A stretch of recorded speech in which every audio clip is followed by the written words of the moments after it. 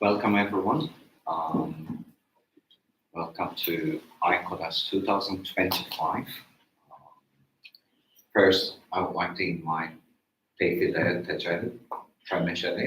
President of the Anti-Drug Commission of TRMC, and she is the host and the President of the Anti-Drug Commission. And as she will be giving her speech in Turkish, I'm going to translate it.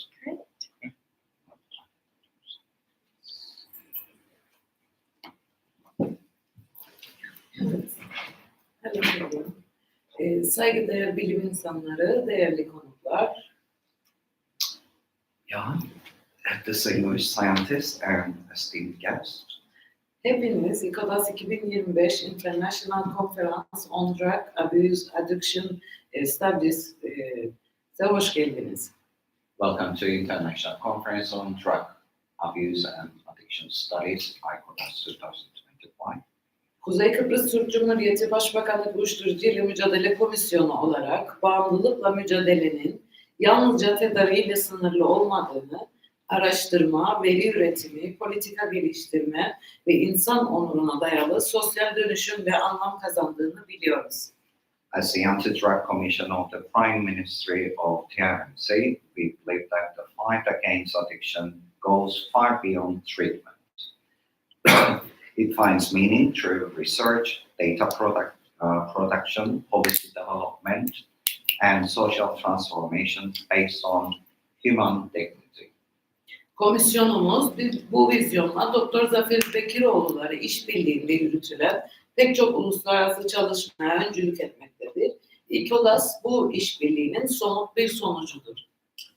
With this vision, our commission has led many international initiatives in collaboration with Zafer. And ICODAAS is one of the outcome of this partnership. Ayrıca ESPAT 2024 verileri tamamen komisyonumuz tarafından hazırlanmış, Profesör Dr. Merlit editörlüğünde uluslararası yayına hazırlanan kitabın temelini oluşturmuştur. Bu eser Kuzey Kıbrıs'ın bilimsel üretimde geldiği noktayı simgelemektedir. Türkçe baskısını ülkemizde paylaşmayı büyük bir heyecanla bekliyoruz. In addition, the ESPAT 2024 data fully prepared by our commission formed the foundation of a book edited by Professor Dr. Merlin and prepared for international publication. This symbolizes the scientific process achieved by Northern Cyprus. We look forward with great excitement to sharing its Turkish version in Cyprus on February as well. Başkanlığımdaki komisyonumuz yalnızca kurum değil, bir inanç topluluğudur. İnsanın değişme ve iyileşme gücüne inanan bir yapıdır. Our commission, under my leadership, is not merely an institution, it is a community of belief built on faith in humanity's capacity for change and recovery. Bilimsel işbirliklerimiz, rehabilitasyon programlarımız, sosyal yön projelerimiz ve önleyici çalışmalarımız ülkemizin gençleri ve aileleri için gerçek bir koruma kalkanı oluşturmaktadır. Our scientific collaborations, rehabilitation programs, social reintegration projects, and preventive efforts create a true shield of protection for the youth and families of our nation. Son olarak sizleri komisyonumuzun sosyal uyum ve tedavi süreçlerine katılan, şu anda temiz ve iyileşmekte olan bireylerin büyük emekle hazırladığı özel hediyelerle buluşturmak istiyorum. Finally, I would like to present you with special gifts prepared with great dedication by individuals who are now clean and in recovery, actively participating in our Commission's social reintegration and treatment programs. Sahneye davet edeceğim Feyza, iyileşme danışmanı ve benim ilk danışanım kendisi. Sizlere kendi danışanlarının kendi elleriyle yaptıkları el yapımı takıları takdim edecek. I will invite Faisal to the stage. My first honor, by the way, to give you a brief information about Faisal, because I asked her permission that she allows me to share it. She used to be synthetic cannabinoid addicted for many years. She's clean for 8 years now, and she's the first client of Tevfide. Now she's working at the Anti-Drug Commission as a consultant, patient consultant, and she brought the presence of her own clients. Wow. So, Bu hediyeler yalnızca bir obje değil, insanın yeniden doğuşunun, umudun ve özgürlüğün sembolüdür. These gifts are not merely objects, they are symbols of rebirth, hope, and freedom. Şimdi bu büyük emeği paylaşan çok değerli bilim insanlarını sahneye davet etmek istiyorum. Profesör Doktor Merlin. So,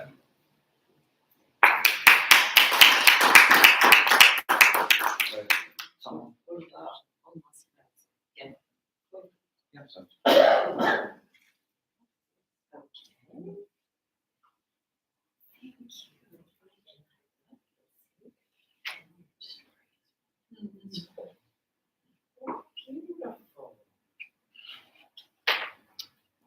Beautiful card. Oh, with things in it. This necklace carries the story of a soul that fell apart, learned to breathe again, and found beauty in the pieces. Wow, thank you.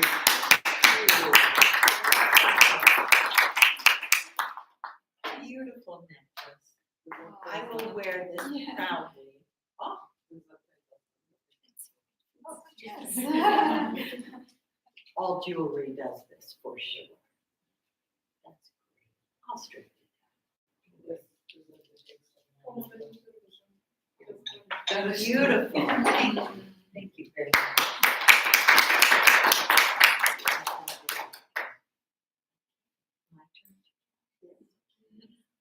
So I am Professor Dr. Marilyn Eustace, and I am very proud to be here. I had the pleasure of meeting Tevfide and Zephyr and Manlis, wherever Manlis is, over there, last year. And I was so impressed with your vision. Do you want to translate? Geçen yıl tanışma şansı oldu ve sen çok etkilendi. With her vision for what she wanted to do with the Anti-Drug Commission. Yeah. And she has ideas for prevention, for treatment. I had the joy of seeing the brand new treatment building in Nicosia and meeting people like Tevfide and also the clients and what they're working with, but also wants to do so much more. Şeyle ilgili yeni binayla ilgili olarak onun şeyini paylaşır. Artık yapmak istediklerin sadece prevention yani önleme değil, işte tedaviyle ilgili de. With creating the SPAD survey in North Cyprus. Yani ESPA'da Kuzey Kıbrıs'ta yapıyorum. And data is knowledge. So being able to know what the problems are, where the problems are, then you can work on creating treatment and Böylelikle elinde data senin ülkene ait, KKTC'ye ait ve sen bununla ilgili olarak da neyle uğraştığını, neyi engellemeye ya da tedavi etmeye çalıştığını çok daha rahat görün ve bunu yapıyor olmandan da sevinir. Yani etkilenir. And they're opening a brand new inpatient treatment unit. They're working on it right now. So she's really turned over what was being done in North Cyprus and recognizing the problem and making a much better future for your people. Bu yeni olacak olan merkezler çok değerlidir. İnsanlara sadece önlem tedaviyle ilgili olarak da çok ciddi yardımda bulunuyor olmasıdır senin liderliğindeki o süreci.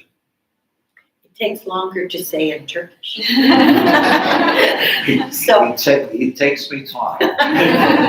So I am proud to be here, and I want to thank all the speakers who are here and all of the attendees that are here and all of you that are online, because this is a new beginning, another beautiful approach to the problem.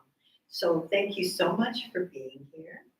And I am going to tell you, as they asked, a little bit about myself. So I am Professor Dr. Marilyn Hustis, and I was a military child and a military wife. So I've lived in 26 US states. Took me a long time to get my education completed. So I started my PhD at 40, first paper at 42, and I had 592 papers.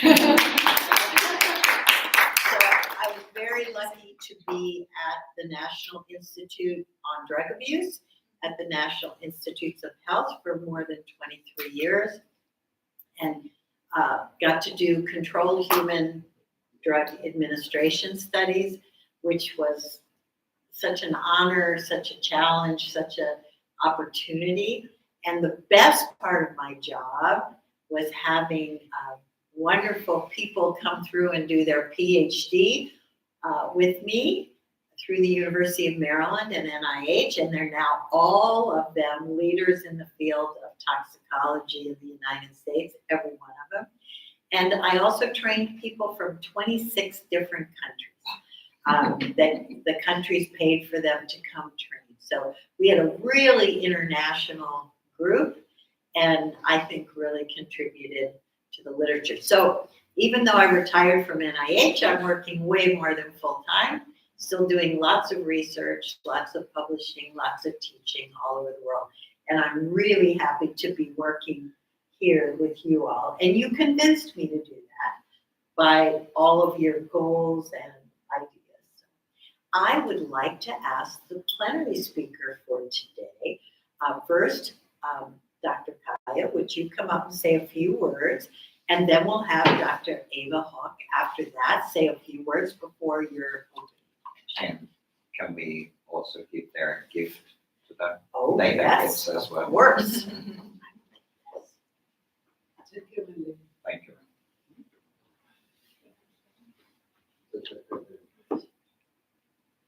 Birazdan çektiğim da verirsiniz. Kaya hocam olsun. Siz şey yapın hocam.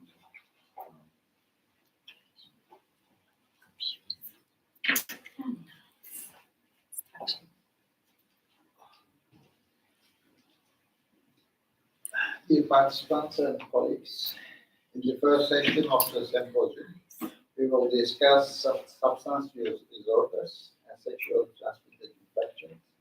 What do we know about prevalence and the risk factors?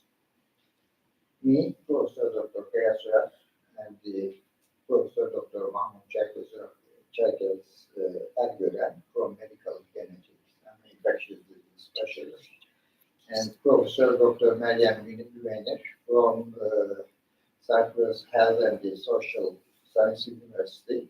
She is a clinical microbiologist. We will present this session. Substance use is a serious problem that affects not only the physical and mental health of individuals, but also the general health of society. Injection drug use is a serious problem that affects not only, injection drug use in particular poses a significant risk in the spread of infectious disease such as HIV, hepatitis B, C, and tuberculosis. The prevalence of sexually transmitted disorders, infections due to risky sexual behaviors due to substance use, along with diagnosis, treatment, and preventive measures will be discussed.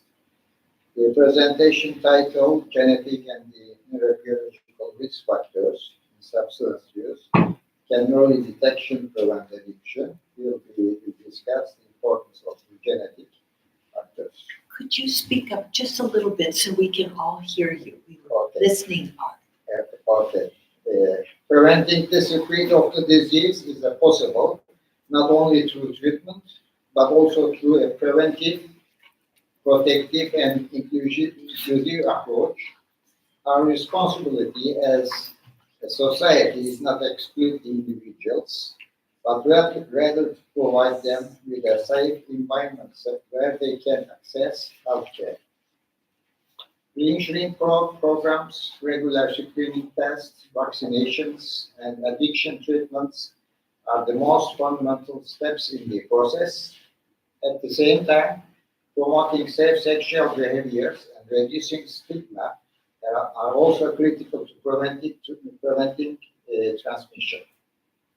We must not forget that the most effective method is combating infectious disease is prevention.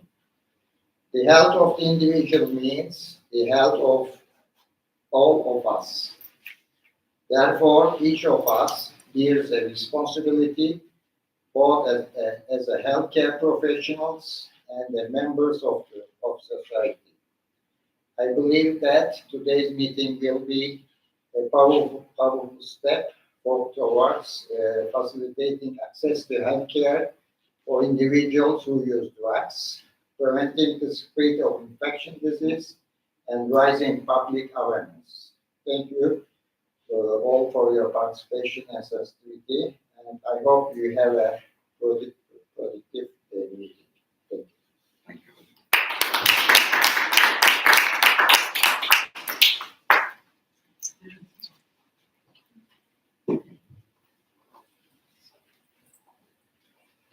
Yeah.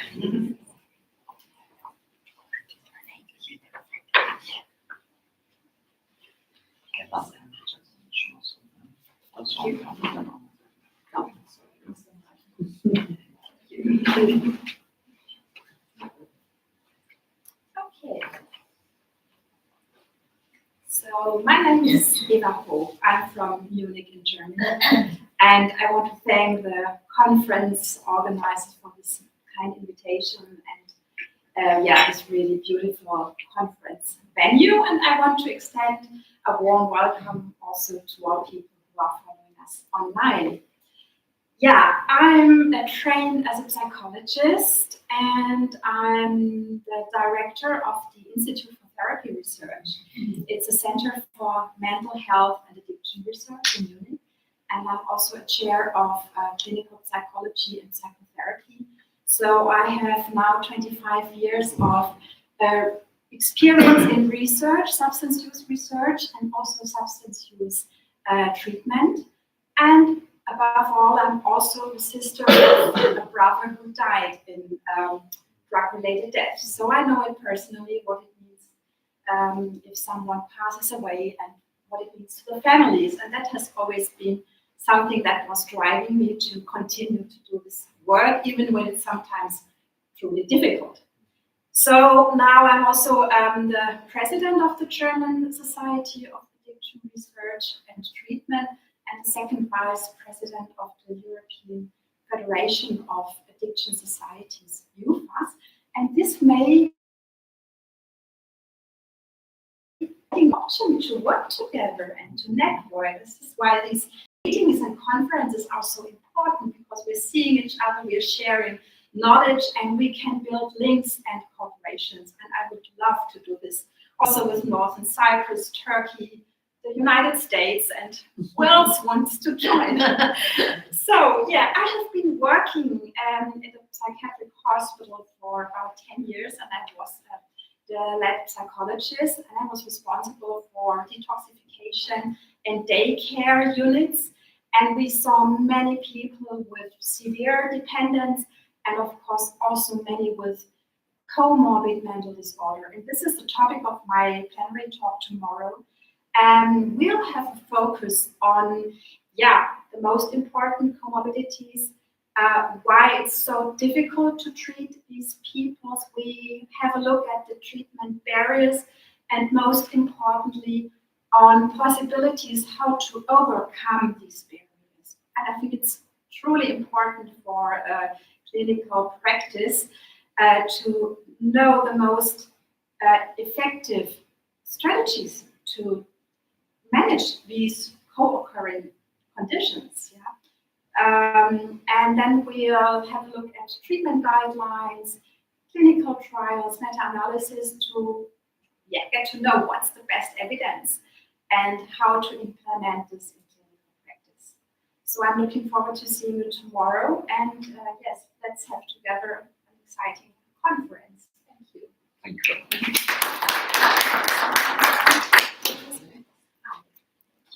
Thank you.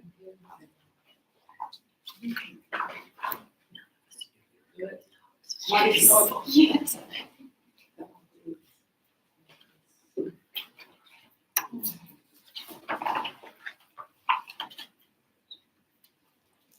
Hi. Thank you. Thank you.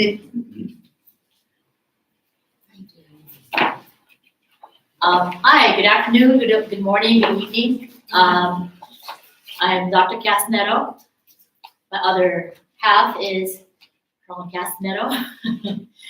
I am a toxicologist for the military, but for the most part, I've been a researcher on and off. I have a background in biochemistry. I also have toxicology, as Dr. Eustace mentioned a while ago. I manage the Army program. We have labs that we do manage. So part of my responsibility is actually not only ensuring that our drug testing program, it is by regulation, as most, whether you're federal or state, you do have laws to help to follow. So my job is to make sure that we are actually following the program, and also ensure that the program that we do is appropriate for the people we serve, right? So whether you're civilian, whether you're military, we want to make sure that the program is appropriate for that. In the military as a whole, we have different rules. In the civilian, we also have different rules as well. If you test positive for drugs that are controlled, you're not supposed to have it in your system, or if you actually are taking medication that you're not supposed to have in your system. So the talk that I'm going to be covering would be potentially, one, how do you create a program from scratch? Like, how do you actually build it? And two, what do you need to make sure that it is successful? And three, how do you sustain it? So I'm the program manager today, could be somebody else tomorrow. In my nature of job, we always change people. So what I'm going to be pretty much discussing is how do you keep going, and also how do you plan to or plan for the future, whether you're innovating today or changing your method tomorrow. So my peers will actually go more in depth on the details of the methods. For me, it's more of a program. So I am looking forward to the presentation, and thank you for the invitation, and I love this place.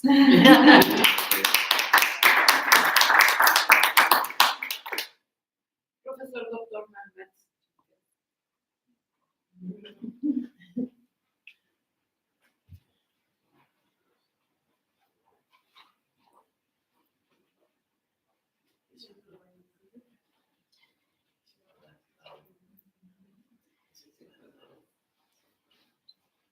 Oh, tell us something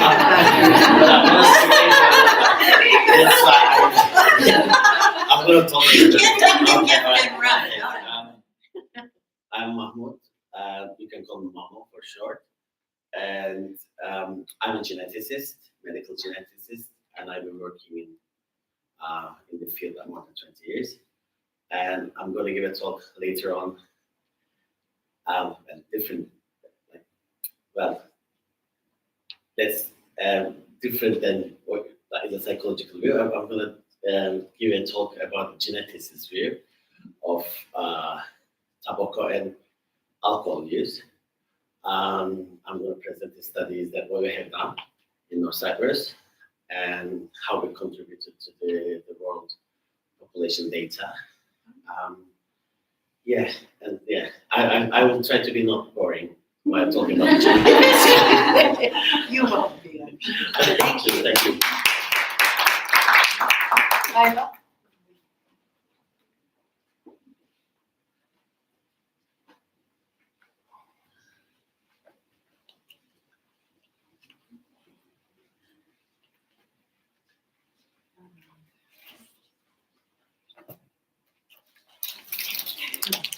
Hi, I'm Dr. Kayla Ellison. I did my PhD under Marilyn Eustace. I have been the Deputy Chief Toxicologist for a medical examiner's office in Texas for the last 9 years. My research background was part of an IV cocaine administration study where they were looking at potential markers to put into treatment medication. And subsequently, along with that, we got to test a variety of different alternative matrices and develop detection methods for cocaine and its metabolites. And then the other part of my research background is on the novel psychoactive substances, or back then they were called designer drugs. So we were part of the NIDA Designer Drug Initiative. So we studied a bunch of these new novel psychoactive substances, characterized their pharmacokinetics, pharmacodynamics, and got to learn a little bit more about them. And so part of my fascination with NPS has led me to be the chair of the Society of Forensic Toxicologists NPS committee. I've been a part of that committee for 8 years now, and I love NPS. So tomorrow you will get a talk on some of the challenges of NPS and kind of how we can navigate them, those overarching challenges, but some of the more analytical, technical challenges. And then we'll touch on some of the trends that we're seeing in the United States.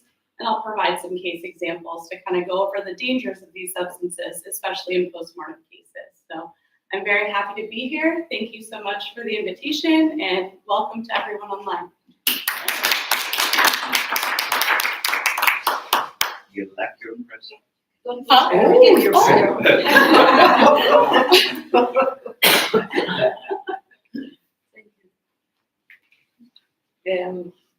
Erin Spargo.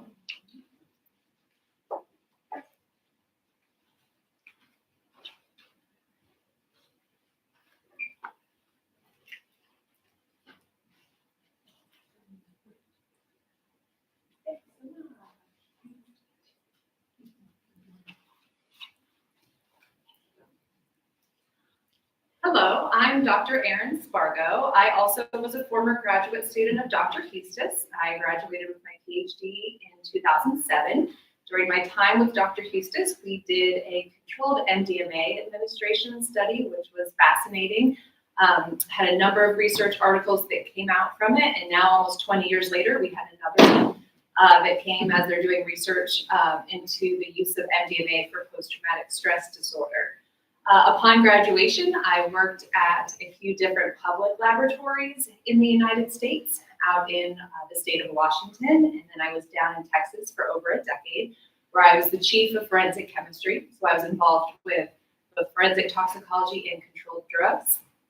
Since 2020, I've been employed with NMS Labs outside of Philadelphia, Pennsylvania. We're a large clinical and forensic toxicology laboratory. We do more than 60% of the postmortem testing in the United States.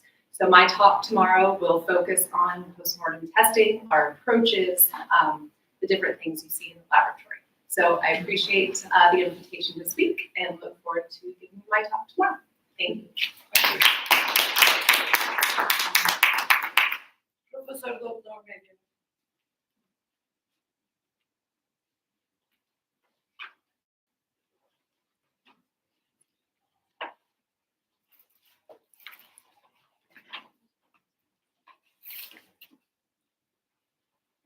Okay, hello. My name is Meryem. I am the medical microbiologist. I come from Cyprus. First of all, I want to thank you for the committee and my mentor, Suer, to invite me to be here and meet you.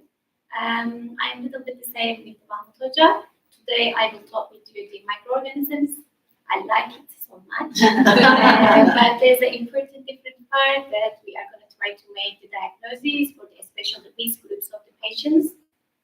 How can you make the diagnosis? What's the prevalence of the world and in some countries? What we are going to change to prevent these infections? I hope that you're going to be like it. Thank you. Melis. I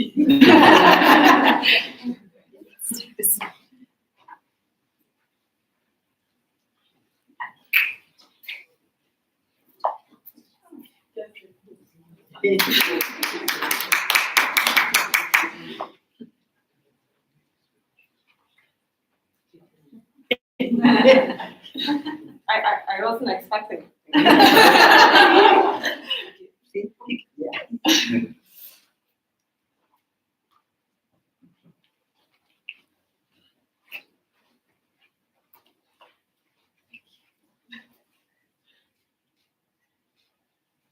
Should I talk as well? Or? Yes. Oh, Yeah. I'm Kiki. I'm a PhD from Leiden, the Netherlands, and I will be giving a talk tomorrow about a new way of detecting drug use with just a smartphone. So yeah, tomorrow. Have you? Ah.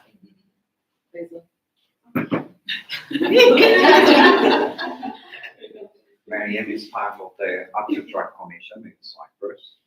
She is responsible with public relations. Oh, fantastic.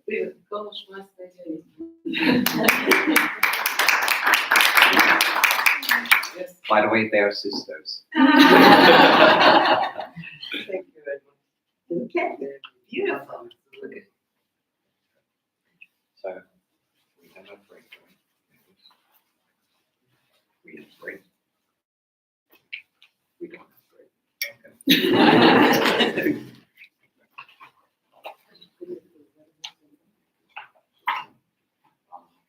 So.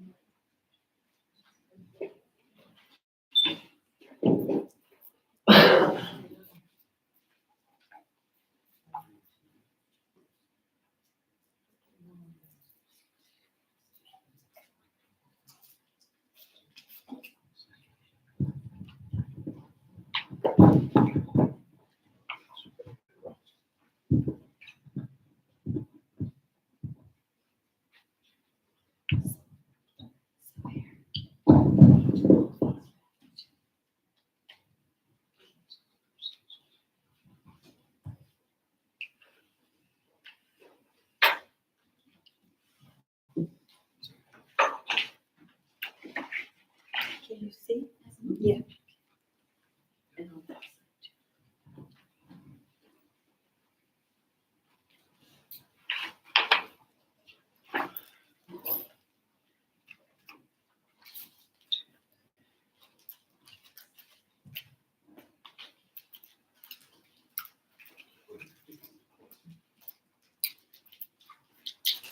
Hello, everyone. Forget to introduce myself. I'm Professor Dr. Infectious Disease and Clinical Microbiologist. I became a specialist in 1998, and until today, I'm working as an infectious disease and clinical microbiologist. My article is less than about 180. Maybe one day I will reach to more than 500 articles. I will talk about the integrative infectious disease prevention into substance use and intervention strategies. Preventing and controlling infectious disease in people with addiction is important to reduce the incidence of the emerging disease because a lot of infectious disease will be together with them. The group has several goals for infectious disease by 2030. These goals include controlling hepatitis B, C, HIV, and tuberculosis and sexually transmitted disease, and also some neglected disorders like malaria, neglected tropical disease, waterborne disease, and complex. As you know, in the hepatitis C, treatment which is used 2011 direct-acting antiviral drugs. The population started very quickly decreased who has the transmitted infection to other person. This is the a little bit affected, depends on the COVID-19 outbreaks, but the World Health Organization planned 2030, maybe one decade more, they will eradicate hepatitis C from the worldwide. And also B vaccination is used in most of the countries. I will talk in the later about all these things.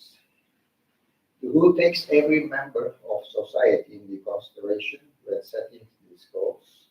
It is known that there are diseases that are more common in the people who use drugs. Approximately 60% of hepatitis C transmission is seen in people who use intravenous drugs. It's clear that intravenous drug use is a significant contributor to global burden of disease, as which hepatitis C, undiagnosed and untreated HIV and hepatitis B infections are also important source of risk for transmission to individuals who inject drugs and those who do not.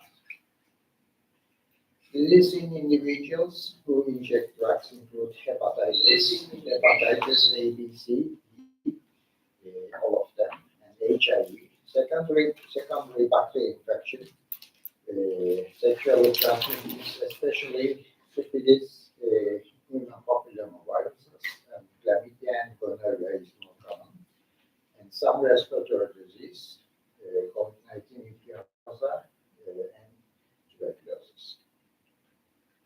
Drug addiction still remains a serious problem in many countries around the world.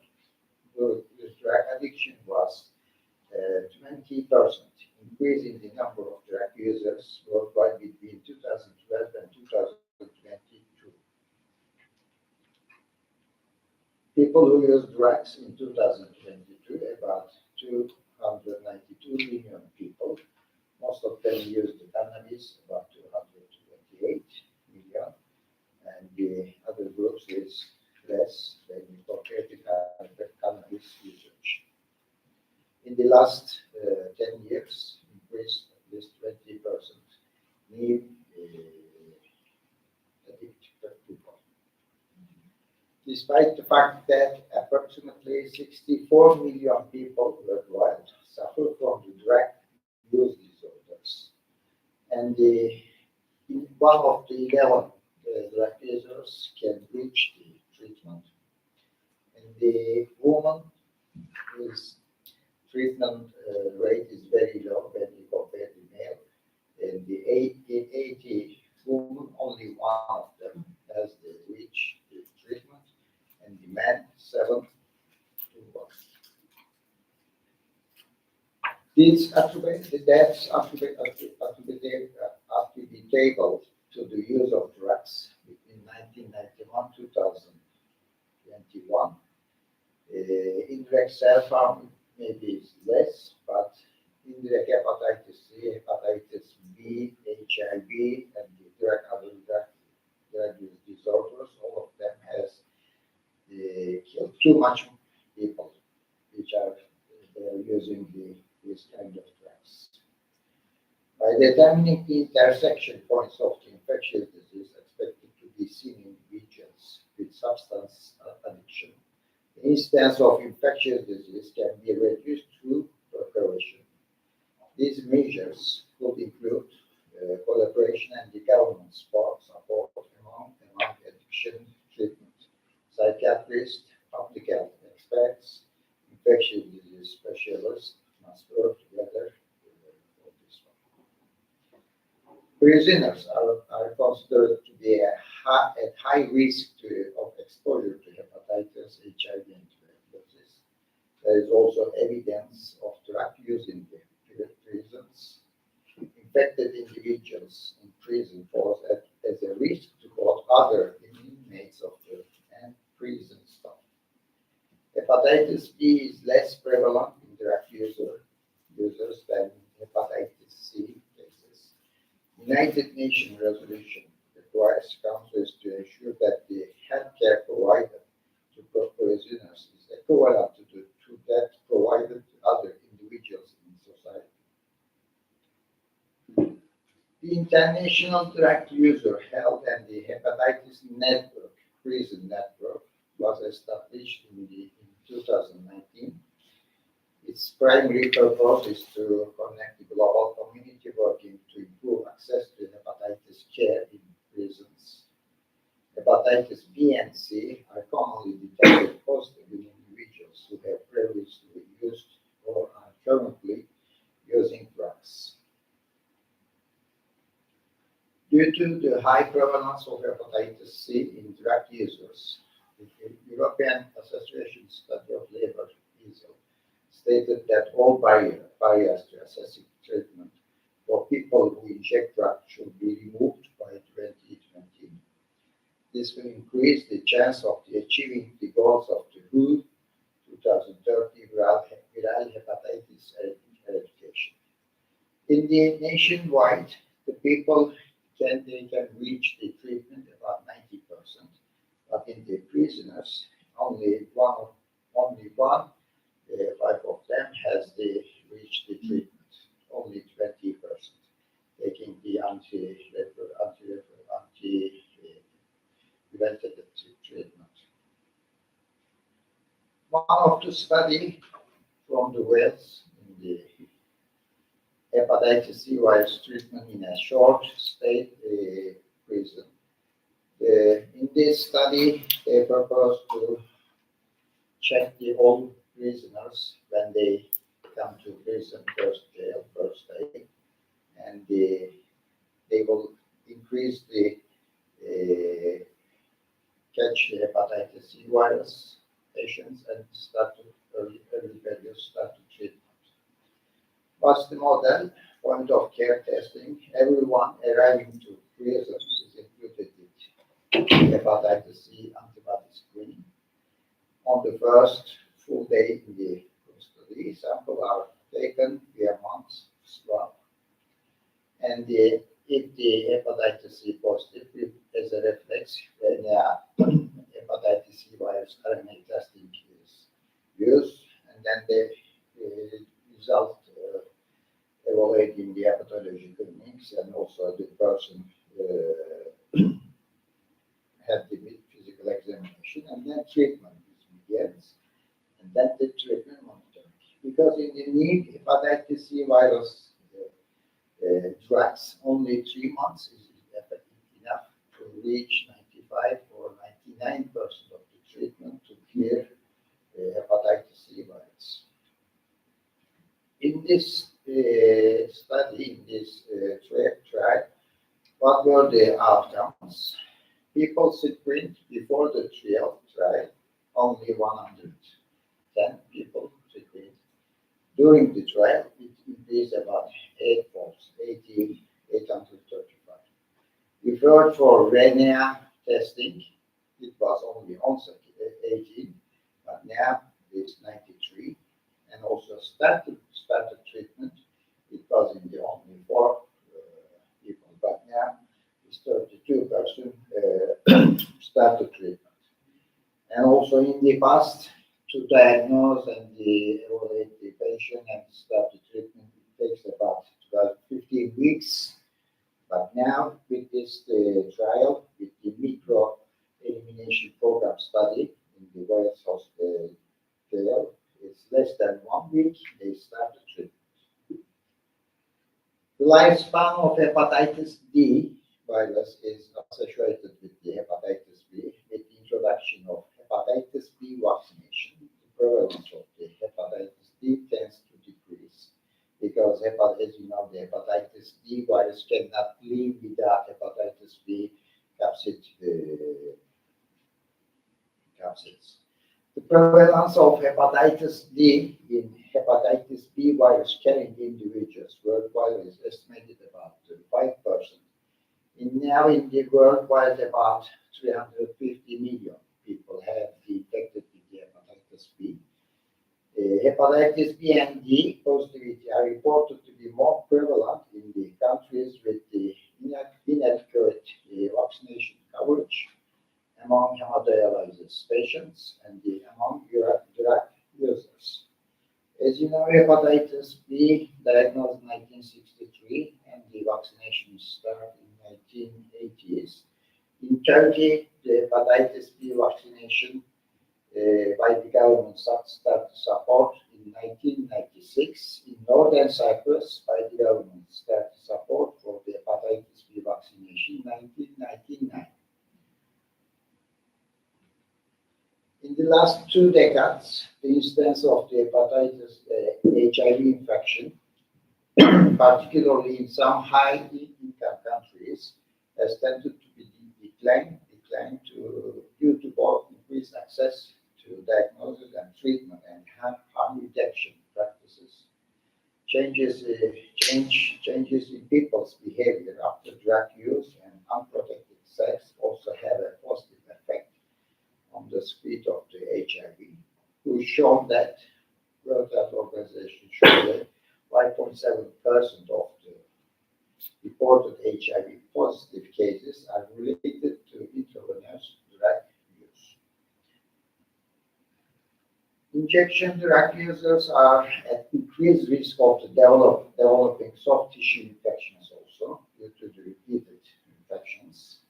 Without appropriate treatment, systemic infection can occur, such as infective endocarditis, septicemia, and osteomyelitis. Staphylococci and streptococci are frequently identified as the etiological agent of soft tissue infections resulting from IV drug use. The spectrum of skin infections seen in the intravenous drug abusers can be quite wide. They can progress from the uncomplicated cellular sepsis, deep tissue necrosis, and necrotizing fasciitis. The risk of developing tuberculosis increases in people who use drugs due to the interaction of multiple factors, including infections, malnutrition, poor living conditions, tobacco, and the alcohol use. The concept of health promotion is defined as the process by which individuals control the factors that have a positive or negative impact on their health and improve them when necessary. The concept of health promotion for people who inject drugs aims to reduce the risk of individuals contracting and transmitting the infectious disease through drug injection and other routes by practicing the safe behaviors. Structural and the individual factors should be addressed and evaluated by the relevant units to improve health. The synergistic effect is evident when structural and individual factors are implemented together. Structural factors may vary from country to country. Therefore, it means removing barriers to assessing the health care for every individual in society. At the structural level, two recommendations for people who use the drug includes optimizing access to health care, decriminalizing the possession of the injection materials, and addressing violence against people who use drugs, and reducing stigma.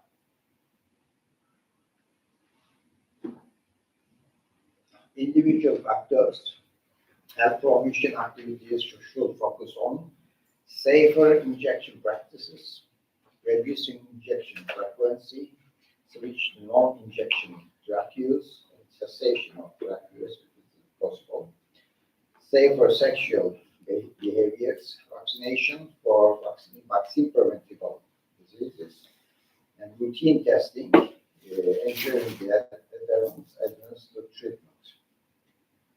Such infections generate serious consequences not only at the individual level, but also at the social level, giving rise to both direct and indirect costs, These include the loss of productivity, high treatment and care expenditures, and potential transmission to individuals who do not use the drug via injection. Injection drug use remains a significant risk factor for the acquisition of bloodborne and other infectious disease. The prevention and control of infectious disease among individuals who inject drugs is of particular importance, as these conditions have a marked impact on both quality of life and the life expectancy. The actions to be taken at the intersection points to reduce the risk in drug users, provision of sterile syringes and the equipment, and the treatment of drug addiction, vaccination practice for the drug-addicted individuals, screening tests for infectious disease, treatment of the infectious disease, and drug consumption groups providing supervised injection facilities. Provision of the sterile syringes and equipment. The first area of intervention is the provision of the sterile injection equipment, which lies at the heart of the harm reduction approach. Materials such as syringes, needles, and some equipment for the use of intravenous drug can be supplied through fixed sites, pharmacies, prisons, and the peer-based programs. Preparation equipment help reduce the risk of infection. In addition, needle and syringe programs serve a functional role in providing counseling and referrals to health services. NPS have been found effective in reducing the HIV transmission and risky injection behaviors, although evidence regarding the hepatitis C virus remains limited. Although data on NCBs implemented in prison settings are insufficient, the principle of equivalence of care is essential for providing this service. While the effect of services delivered through pharmacies on HIV hepatitis C virus outcomes are uncertain, they demonstrate a moderate and similar success in reducing the high-risk behaviors compared to other NCBs. The success of the adoption services depends on the accessibility and population adapted distribution models. In practice, the required equipment should be provided free of charge. Some chemical agents and secure disposal containers must be also be supplied. Training personnel to prevent stigmatization, especially in the non-specialized settings, is particularly important. And the treatment of the drug dependence, treatment for substance abuse, aim to prevent health harms related to substance use. This approach encompasses the pharmacological, psychological, and behavioral strategies that can be implemented in the outpatient or inpatient settings. Opioid antagonist therapy is the most commonly used pharmacological modality. It alleviates withdrawal symptoms, reduces drug cravings, and reduces illicit drug use and injection behaviors. There is a strong evidence indicating that opioid antagonist therapy reduces risky injection behaviors and injection frequency.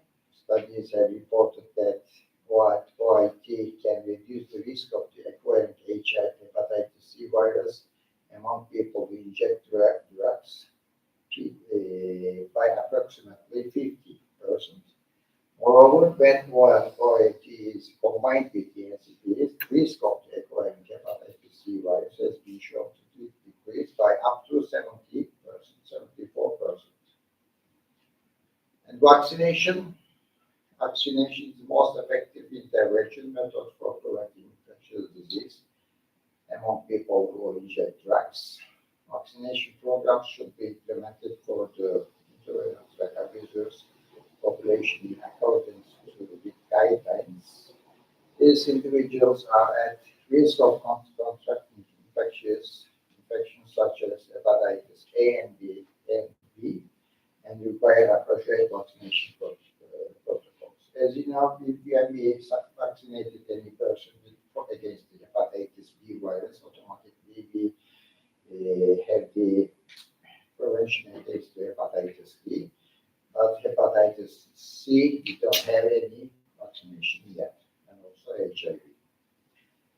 A study of people who inject drugs found that more than half of the participants lacked protective antibody levels against the hepatitis A and B, and approximately 1/4 tested positive for hepatitis C virus infection.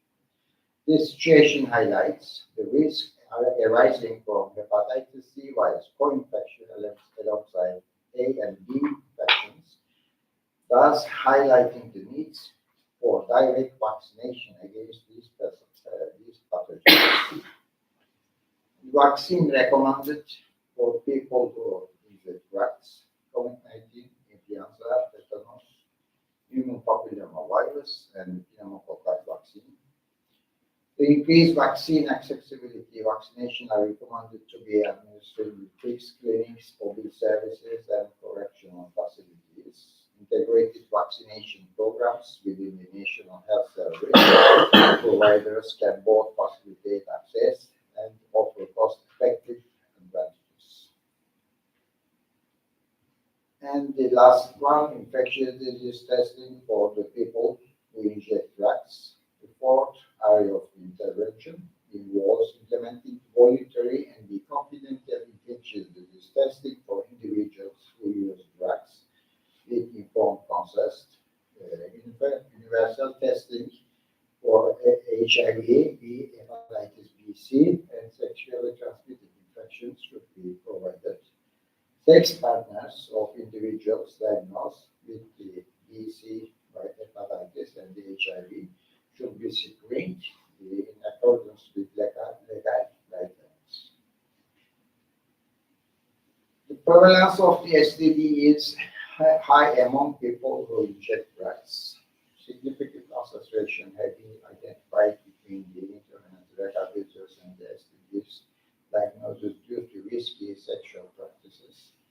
Commonly detected STDs are chlamydia, gonorrhea, syphilis, and herpes. These findings highlight the need for targeted voluntary and public testing strategies for against this infection must be used.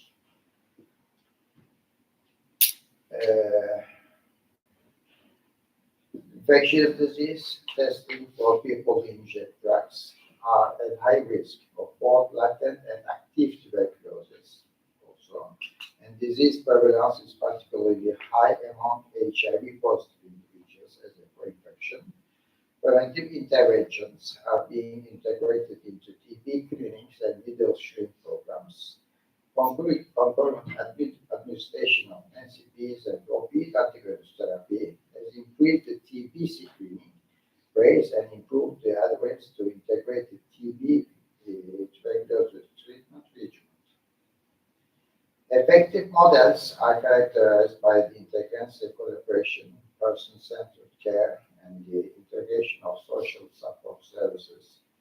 Surveillance system for TB and co-infections among the people with disabilities need to be strengthened, and the access to OIT needs to be improved. Surveillance systems for TB and the co-infections.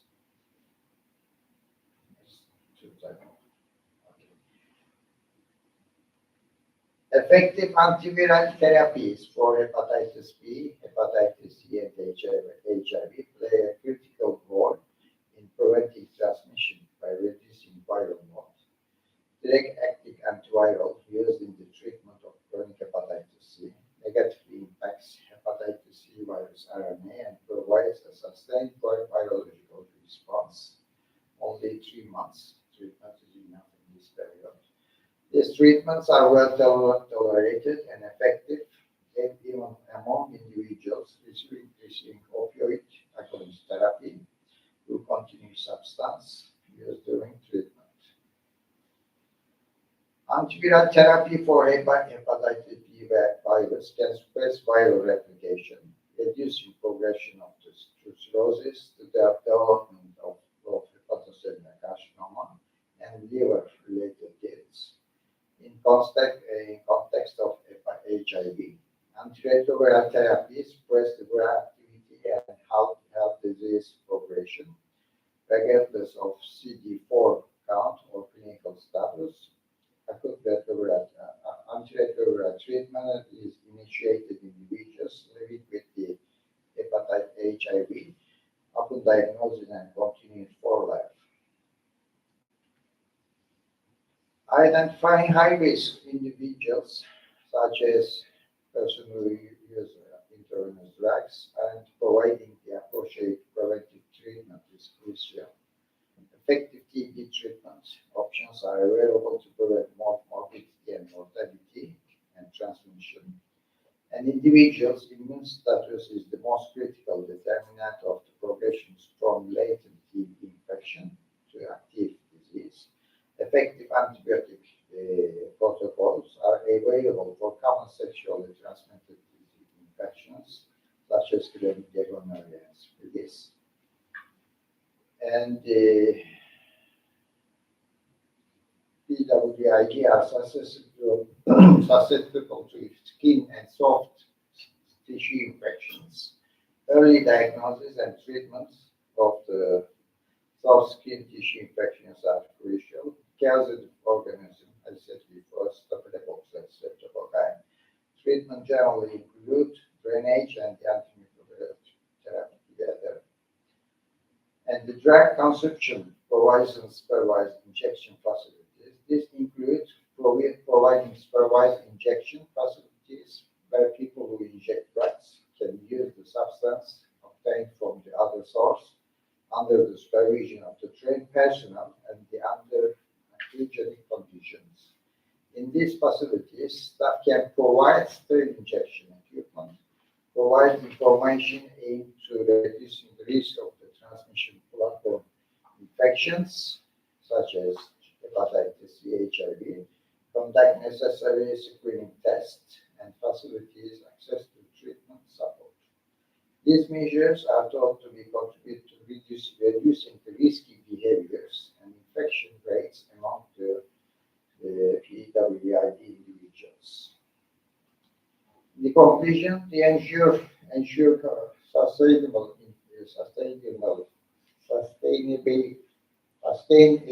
impact, these interventions must be complemented by the robust educational infrastructure.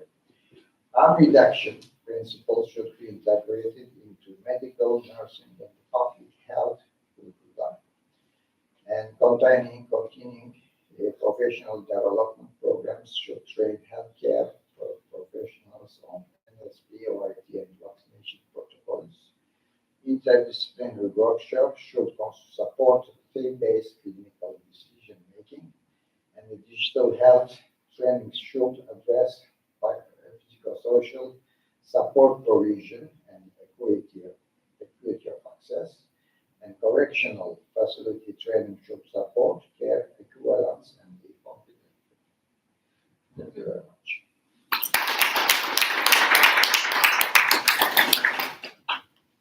Do we have time for questions? Yes, sir. Thank you so much for your interesting lecture. I have a couple of questions. So at the National Institute on Drug Abuse, in our participants in Baltimore, Maryland, we had 95% incidence of hepatitis C. 95% had hepatitis C. One of the big interventions was treatment for HIV, and the others, injections, whatever. I spent 4 hours at the injection site in Switzerland, in Zurich. And I was really impressed by the reduction in the number of overdoses and deaths of the population. But I was really appalled at the amount of blood that was everywhere when people came in to inject. Blood everywhere for infectious disease assist. And immediately I asked, the individuals came in, they chose their own dose of heroin. They injected not in a manner that I thought was appropriate, but immediately they were escorted out the door. No place to lie down and nod out or whatever, immediately right out the door, which I thought was dangerous for themselves and for others. And the other factor is when they tested the urine, even though they're allowed, my first question was, how many hours a day are you open? And they're only open 8 hours a day when people need approximately three injections a day if you are a heroin or opioid addict. And so they gave take-home doses to people, which then they sold to other people. And when they tested the urine, they found acetylcholine and other markers of non-sterile heroin. So I think it's very difficult to have these, it's very difficult politically to get support for the injection facilities, but I think we are not providing what's needed for the individuals as well as maybe society, because they found needles all in the parks and things like that. So what would you think, and what can we do to get a better injection site that better serves people? It's a very difficult question. It's not easy to explain how we can make the injection facilities area. I think the governments must support too much for this situation. As an infectious disease specialist, I know I can say the hepatitis C virus, you said everywhere was blood. Hepatitis C virus can live about maximum 3-4 hours outside of the human body. That's why can transmit the infection with this way also. I think these injection facilities areas are, don't know how can I say, it's not easy to take under the control, because the people who comes there, they need the drug. That's why the behavior is different when you compare to normal people.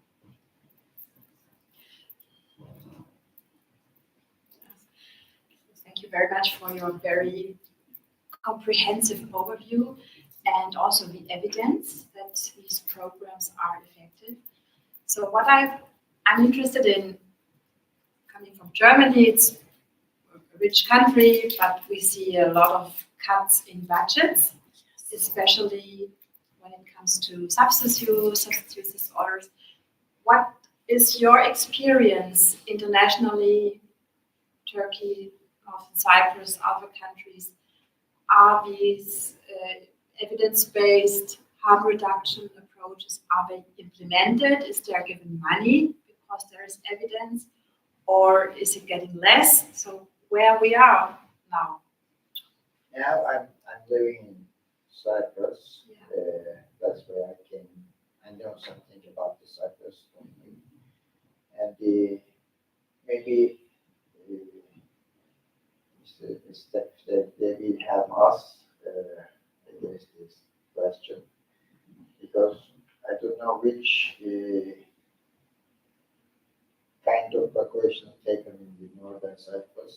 I work at the hospital. In the outside, I don't know the real situation actually.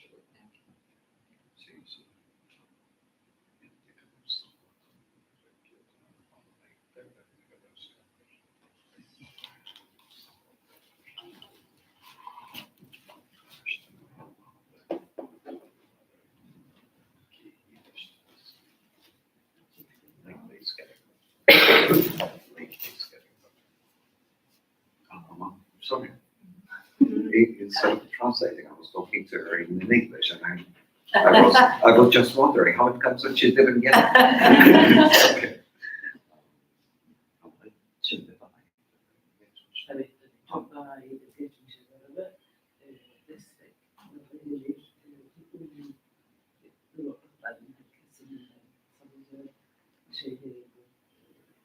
If you compare it with the past, it's getting better if if we are talking about the northern side of Cyprus. Maybe in the past it was not that good, but now that later they're getting better support, including the individual parliamenters and etc. I will say one thing that I was very impressed with in Switzerland was the barrier to treatment is very large to go to hospitals and the stigma against people who use drugs. But they put the physician in the safe injection facility, making it much easier for them to get health care. And that was a huge aspect of it. I don't know much about hepatitis D. What can you tell me? What's different about D than B or C or A? And you say we don't yet have an injection, a treatment for it, correct? Hepatitis D. D. Hepatitis D virus, also called as a Delta virus, cannot live alone in the human body. This hepatitis D virus needs the hepatitis D virus capsid amount. If the patient, if the person has the hepatitis B, and then added the hepatitis B, we called Süer infection. And if any person infected with the hepatitis B and D in the same time, we called as a co-infection. And hepatitis D also can make the chronic liver disease, like the hepatitis B. That's why the intravenous drug users, if they have the hepatitis B, also can transmit the hepatitis D. All the infectious disease, hepatitis D guides and hepatitis B guides says that when we diagnose hepatitis B, we have to check Delta virus, hepatitis B also. But in the worldwide, there are a lot of study about this one. Most of the people, doctor, forget to check the hepatitis D virus. In the intravenous drug users, about 5% people infected with the hepatitis D.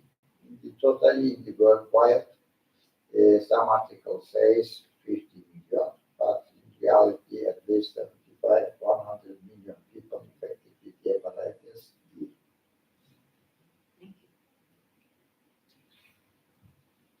You said that relatively a lot of men that are substance use that have a substance use disorder get treated, but relatively little women. Why is that so different? When I read this part also, I ask this question to me, and the men take the treatment more easily when they compare the women. I don't know why the woman didn't take this treatment. There's some article explain this one is the women's, especially in the undeveloped countries, they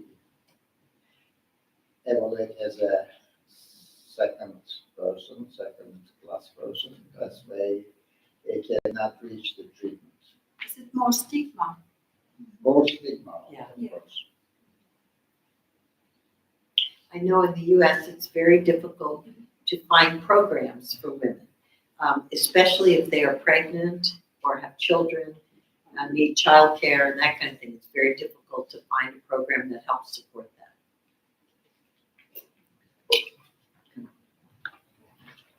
So we have break for 30 minutes, and we're going to be back here at 3:45.